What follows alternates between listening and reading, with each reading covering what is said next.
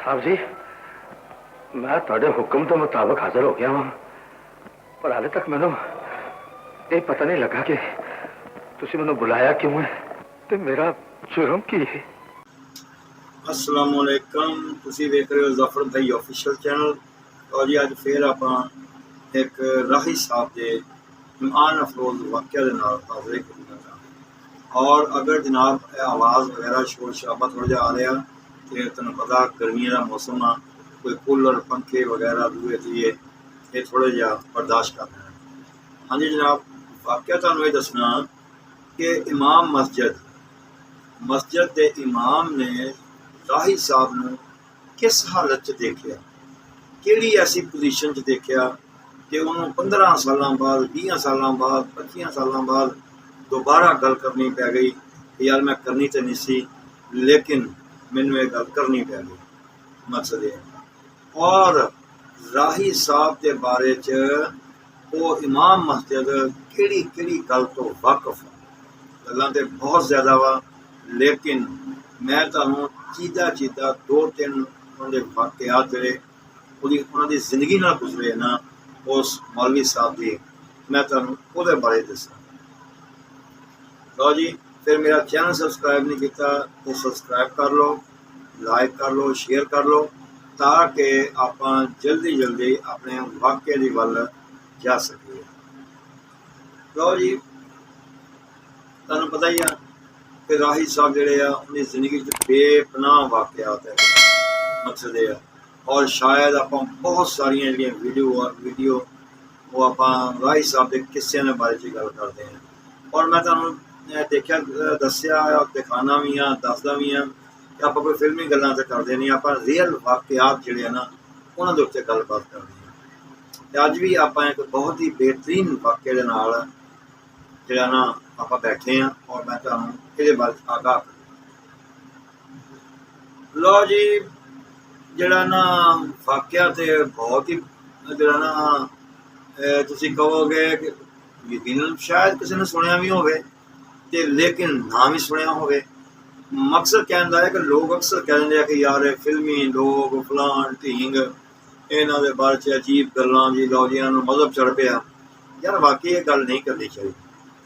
ये साढ़े एक यूट्यूबर आ, बहुत बड़े यूट्यूबर आ, ये गल पंजाबी दे वो अक्सर गल करते होंगे आ कि यार देखो तुसी अपने बारे च देखो तुसी की हो, तुसी लोगों के बारे च कमेंट्स होंगे ना वो नहीं करने चाहिए कि बंदे नूं देखो जी बंदा नमाज पढ़ लिया, रोजे 4 रख ले ते तस्बीह हथ फड़ ली, ये दिखावा जो ना दिखावा नहीं ठीक होंदा।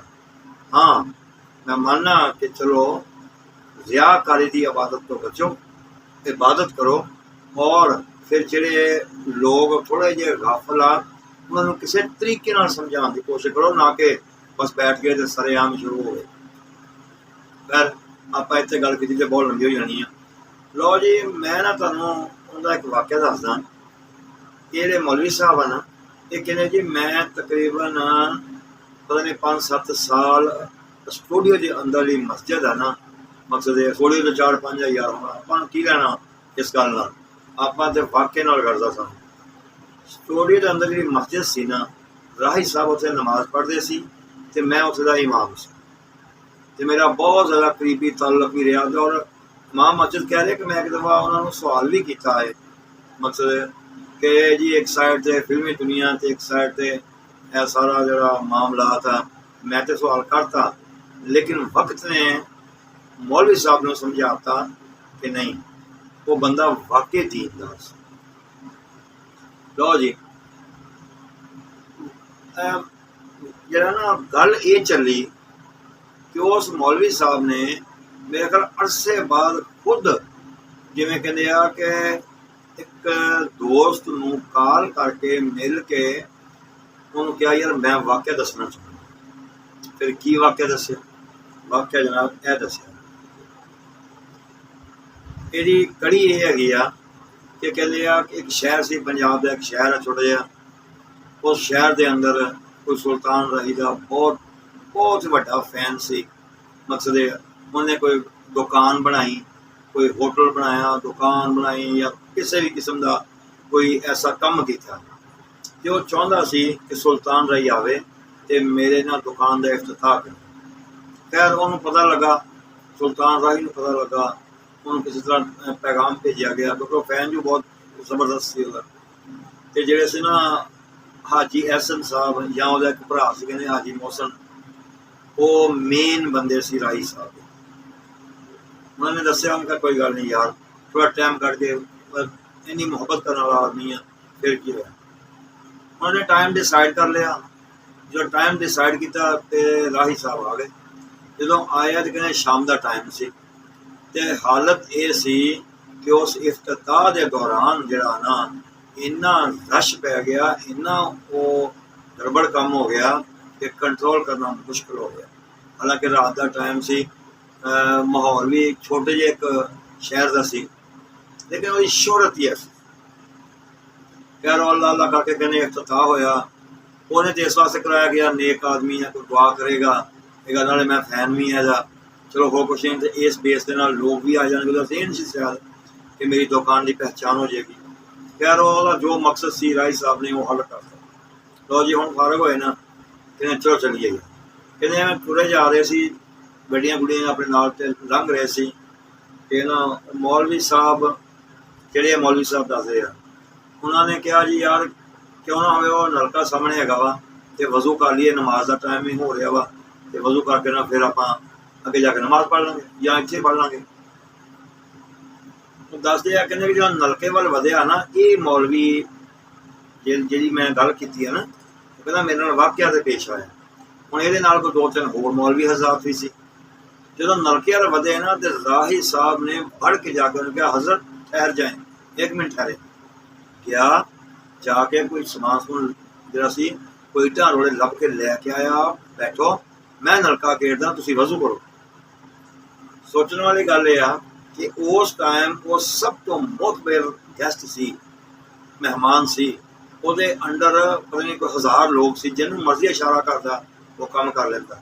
ਸਭ ਤੋਂ ਵੱਡੀ ਗੱਲ ਇਹ ਆ ਕਿ ਜਿਹੜਾ ਇਸ਼ਾਰਾ ਕਰਨ ਦੀ ਕੀ ਜ਼ਰੂਰਤ ਆ, ਉਹਦੇ ਨਾਲ ਆਪਣੇ ਬੰਦੇ ਜਿਹੜੇ ਸੀ ਹਾਜੀ ਹਸਨ, ਉਹਦਾ ਭਾਈ ਵਗੈਰਾ, ਉਹ ਇਸ ਇਹੋ ਜਿਹੇ ਕੰਮ ਵਾਸਤੇ ਸੀ ਨਾਲ ਉਹਦਾ ਕੰਮ ਹੀ ਕਰਦੇ ਸੀ, ਜਿਹੜੇ ਵੀ ਕਰਦੇ ਸੀ। ਲੇਕਿਨ ਵੇਖ ਲਾ, ਉਹਦੀ ਇਮਾਨਦਾਰੀ ਵੇਖ, ਉਹਦੀ ਮੁਹੱਬਤ ਵੇਖ, ਉਹਦੀ ਇਸਲਾਮ ਨਾਲ ਮੁਹੱਬਤ, ਔਰ ਉਹਦੀ ਇਸਲਾਮ ਦੇ ਜਿਹੜੇ ਮੌਲਵੀ ਹਜ਼ਰਾਤ ਆ ਜਿਹੜੇ ਸਾਨੂੰ ਦੀਨ ਦਾ ਦਰਸ ਦਿੰਦੇ ਆ, ਉਹਨਾਂ ਨਾਲ ਮੁਹੱਬਤ ਹੈ। ਔਰ ਜੋ ਵਾਕਿਆ ਗੁਜ਼ਰਿਆ ਉਸ ਤੋਂ ਅੱਗੇ ਰਾਹੀ ਸਾਹਿਬ ਕਹਿੰਦੇ ਆ ਖਾਲਿਦ ਸਾਹਿਬ ਚਲੋ ਮੈਂ ਤੁਹਾਨੂੰ ਘਰ ਛੱਡਣਾ। ਕਹਿੰਦੇ ਨਹੀਂ ਜੀ ਨਾਲ ਚੱਲ ਜਾਵਾਂਗਾ ਮੈਂ, ਕੋਈ ਐਸੀ ਗੱਲ ਨਹੀਂ, ਤੁਸੀਂ ਤੁਹਾਡੀ ਮਿਹਰਬਾਨੀ, ਤੁਸੀਂ ਇੰਨੀ ਦੂਰ ਵਾਪਸ ਹੋਵੋਗੇ। ਮੈਂ ਕਿਹਾ ਕੋਈ ਗੱਲ ਨਹੀਂ, ਮੈਂ ਕੀ ਵਾਪਸ ਆਉਣਾ, ਮੇਰੇ ਕੋਲ ਗੱਡੀ ਹੈ, ਕੀ ਫਰਕ ਪੈਣਾ ਇਹਦਾ। ਰਾਹੀ ਸਾਹਿਬ ਕਹਿੰਦੇ ਉਹਨੂੰ ਛੱਡਣ ਵਾਸਤੇ ਗਏ। ਜਦੋਂ ਉਹਨੂੰ ਲਾਇਆ ਨਾ ਉਹਦੇ ਚੱਕ 'ਚ ਤੇ ਲੋਕਾਂ ਨੇ ਕਿਹਾ ਸੁਲਤਾਨ ਰਾਈ ਸਾਹਿਬ ਹਾਂ ਬਿਲਕੁਲ ਯਾਰ ਮੈਂ ਛੱਡਣਾ ਆਇਆ ਸੀ। ਉਹਨੇ ਕਿਹਾ ਯਾਰ ਕਿਸੇ ਤਰੀਕੇ ਨਾਲ ਨਾ ਰਾਈ ਸਾਹਿਬ ਨੂੰ ਬੁਲਵਾ ਗਿਆ। ਲਓ ਜੀ ਉੱਥੇ ਗੱਲਬਾਤ ਹੋ ਗਈ। ਰਾਈ ਸਾਹਿਬ ਇਹ ਨਾ ਹੋਵੇ ਕਿ ਕੱਲ੍ਹ ਫਲਾਣੀ ਮਸਜਿਦ 'ਚ ਜੁਮੇ ਦਾ ਦਿਨ ਵਾ ਤੇ ਜੁਮਾ ਤੁਸੀਂ ਪੜ੍ਹਾਓ, ਯਾਨੀ ਕਿ ਜੁਮਾ ਪੜ੍ਹਾਉਣਾ ਵਾ ਤੇ ਤੁਸੀਂ ਵੀ ਆ ਜਾਓ, ਚਲੋ ਲੋਕ ਆ ਜਾਣਗੇ, ਲੋਕ ਖੁਸ਼ ਹੋ ਜਾਣਗੇ। ਉਹਨੇ ਕਿਹਾ ਯਾਰ ਠੀਕ ਆ, ਮੈਂ ਵੀ ਤਾਂ ਜੁਮਾ ਪੜ੍ਹਨਾ ਹੀ ਹੈ ਨਾ, ਮਤਲਬ ਅਸੀਂ ਰਾਤ ਰਹਿ ਲੈਂਦੇ ਹਾਂ ਤੇ ਹੋਟਲ ਵਗੈਰਾ 'ਤੇ ਚਾਪਾ ਕਰ ਲਓ। ਲਓ ਜੀ ਦੱਸਦੇ ਆ ਕਿ ਐਲਾਨ ਹੋ ਗਿਆ ਮਸਜਿਦ 'ਚ ਕਿ ਰਾਹ ਸੁਲਤਾਨ ਰਾਈ ਸਾਹਿਬ ਆ ਰਹੇ ਆ ਤੇ ਜੁਮਾ ਇੱਥੇ ਪੜ੍ਹਨਾ ਉਹਨਾਂ ਨੇ। ਲੋਕ ਤੇ ਬਾਬਾ ਫਿਰ ਤੁਹਾਨੂੰ ਪਤਾ ਹੀ ਆ, ਫੈਨ ਤੇ ਵੈਸੇ ਹੀ ਆਸ਼ਿਕ ਵੀ ਬੜੇ ਸੀ। ਉਹ ਕਹਿੰਦੇ ਆ ਕਿ ਜਿਹੜਾ ਨਾ ਜਦੋਂ ਜੁਮੇ ਦਾ ਟਾਈਮ ਹੋਇਆ ਨਾ, ਜੁਮਾ ਪੜ੍ਹਾਇਆ ਤੇ ਮੌਲਵੀ ਸਾਹਿਬ ਜਦੋਂ ਰਾਈ ਸਾਹਿਬ ਨੂੰ ਦੇਖਿਆ ਨਾ, ਉਹਨੇ ਕਿਹਾ ਰਾਈ ਸਾਹਿਬ ਆ ਜਾਓ, ਅੱਜ ਖੁਤਬਾ, ਅੱਜ ਬਿਆਨ ਵੀ ਤੁਸੀਂ ਕਰਨਾ ਤੇ ਅੱਜ ਨਮਾਜ਼ ਵੀ ਤੁਸੀਂ ਹੀ ਪੜ੍ਹਾਓ। ਲੇਕਿਨ ਉਹ ਫਿਰ ਜੋ ਡਿਸਾਈਡ ਹੋਇਆ, ਕਹਿੰਦੇ ਆ ਕਿ ਰਾਹੀ ਸਾਹਿਬ ਨੇ ਜਿਹੜਾ ਬਿਆਨ ਕੀਤਾ ਨਾ, ਲੋਕ ਅਸ਼ ਕਰ ਉੱਠੇ ਔਰ ਲੋਕ ਹੈਰਾਨ ਰਹਿ ਗਏ। ਅਸੀਂ ਤਾਂ ਸਮਝਦੇ ਸੀ ਐਕਟਰ ਵਾ ਯਾਰ, ਯਾਰ ਕਮਾਲ ਨਹੀਂ ਹੋ ਗਈ। ਲੋਕਾਂ ਦੇ ਮੂੰਹ ਅੱਡੇ ਦੇ ਅੱਡੇ ਰਹਿ ਗਏ। ਔਰ ਫਿਰ ਰਾਈ ਸਾਹਿਬ ਨੇ ਆਇਤਾਂ ਪੜ੍ਹ ਕੇ ਜਿਵੇਂ ਉਹਦੀ ਤਸ਼ਰੀਹ ਕੀਤੀ, ਜਿਵੇਂ ਉਹਦਾ ਤਰਜਮਾ ਕੀਤਾ ਨਾ, ਫਿਰ ਲੋਕਾਂ ਨੇ ਸੁਭਾਨ ਅੱਲਾਹ ਜਿਹੜੇ ਨਾ ਅਸ਼ ਕਰ ਉੱਠੇ। ਯਾਰ ਅਸੀਂ ਤਾਂ ਕਹਿੰਦੇ ਸੀ ਐਕਟਰ ਬਸ ਐਵੇਂ ਹੁੰਦੇ ਆ, ਭਾਵੇਂ ਸੁਲਤਾਨ ਹੀ ਭਾਵੇਂ ਕੋਈ ਵੀ ਆ, ਲੇਕਿਨ ਵਾਕਈ ਸੁਲਤਾਨ ਰਾਈ ਆਮ ਆਦਮੀ ਨਹੀਂ ਸੀ ਹੈਗਾ। ਲਓ ਜੀ ਕਹਿੰਦੇ ਜੁਮਾ ਪੜ੍ਹਾਇਆ, ਜੁਮਾ ਮੌਲਵੀ ਸਾਹਿਬ ਵੀ ਨਾਲ ਸੀ, ਫਿਰ ਉਹਨਾਂ ਨੇ ਬਿਆਨ ਕੀਤਾ। ਬਿਆਨ ਕਰਨ ਤੋਂ ਬਾਅਦ ਦੀਨ ਦੀਆਂ ਗੱਲਾਂ ਕੀਤੀਆਂ, ਆਇਤਾਂ ਸੁਣਾਈਆਂ। ਲੋਕਾਂ ਦਾ ਦਿਲ ਇੰਨਾ ਖੁਸ਼ ਹੋਇਆ ਕਿ ਨਾ ਬਸ ਪਿੱਛੇ ਤੱਕ ਖੁਦਾ ਹਾਫਿਜ਼ ਕਹਿਣ 'ਤੇ ਮਜਬੂਰ ਹੋ ਗਏ। ਯਾਨੀ ਕਿ ਮਕਸਦ ਕਹਿਣ ਦਾ ਮੇਰਾ ਯਾਰ ਇਹ ਹੈਗਾ ਵਾ ਕਿ ਰਾਹੀ ਸਾਹਿਬ ਵਰਗਾ ਇੱਕ ਐਕਟਰ ਤੇ ਦੀਨ ਦੇ ਨਾਲ ਪਿਆਰ ਬਹੁਤ ਕਮ, ਬਹੁਤ ਦੀਨ ਨਾਲ ਸਭ ਨੂੰ ਯਾਰ ਪਿਆਰ ਆ।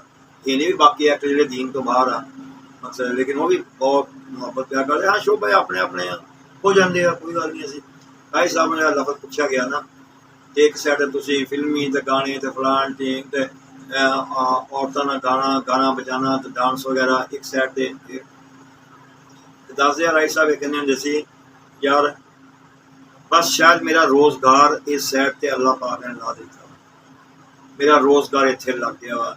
ਬਾਕੀ ਤੁਹਾਨੂੰ ਪਤਾ ਹੀ ਹੈ ਕਿ ਨਾ ਮੈਂ ਕੋਈ ਫਿਲਮ ਦੀ ਗੱਲ ਕਰਨਾ ਪਸੰਦ ਕਰਦਾ, ਨਾ ਮੈਂ ਸਟੋਰੀਆਂ ਤੇ ਗੱਲ ਕਰਦਾ ਵਾਂ, ਬਸ ਮੈਂ ਕੰਮ ਦੀ ਹੱਦ ਤੱਕ ਹਾਂ। ਤੇ ਇਹ ਤਾਂ ਸਭ ਦੁਨੀਆ ਜਾਣਦੀ ਆ। ਰਾਏ ਸਾਹਿਬ ਜਿੰਨਾ ਦੀਨ ਦੀ ਗੱਲ ਕਰਦੇ ਸੀ ਨਾ, ਦੀਨ ਵੱਲ ਆਪਣਾ ਤਵੱਜੋ ਸੀ, ਉਹਨਾਂ ਫਿਲਮੀ ਦੁਨੀਆ ਨਹੀਂ ਸੀ। ਠੀਕ ਹੈ ਜੀ, ਦੱਸਣਾ ਕਿ ਤੁਹਾਨੂੰ ਵਾਕਿਆ ਕੈਸਾ ਲੱਗਾ। ਬੇਸ਼ੱਕ ਥੋੜ੍ਹਾ ਜਿਹਾ ਲੰਬਾ ਹੋ ਗਿਆ, ਲੇਕਿਨ ਇਹੋ ਜਿਹੇ ਵਾਕਿਆ ਰਾਏ ਸਾਹਿਬ ਦੇ ਬਹੁਤ ਸਾਰੇ ਜਿਹੜੇ ਨਾ ਬਹੁਤ ਜ਼ਿਆਦਾ ਜਿਵੇਂ ਜਿਵੇਂ ਸਾਹਮਣੇ ਆ ਰਹੇ ਆ ਅਸੀਂ ਪੇਸ਼ ਕਰ ਰਹੇ ਹਾਂ। ਇੰਸ਼ਾਅੱਲਾ ਕਿਸੇ ਨਵੇਂ ਵਾਕਿਆ ਨਾਲ ਫਿਰ ਮੁਲਾਕਾਤ ਹੋਏਗੀ। ਬਸ।